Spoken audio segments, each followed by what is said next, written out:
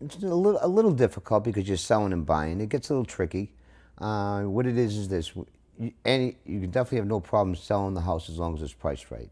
And when you have to put it on the market before you start looking and finding a house, because no one's going to talk to you until your house is under agreement and at least a commitment letter is on it. A commitment letter is that means the bank just approved your buyer and saying they're buying your house. We'll close it in 2 weeks, which is the greatest thing that you can hear when you're selling your home. Okay. Okay, so now you have a commitment letter on your buyer. Now you're going to go out and start looking for property. Now, because you just got your place under agreement.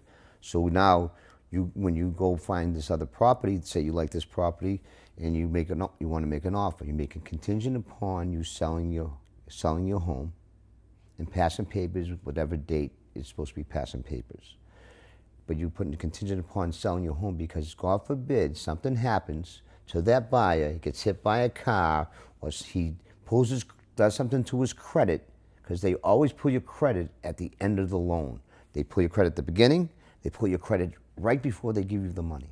So you cannot ever, once you go for your approval, don't buy a car, don't go change a credit card, don't get a new credit card. You keep everything the same until you close.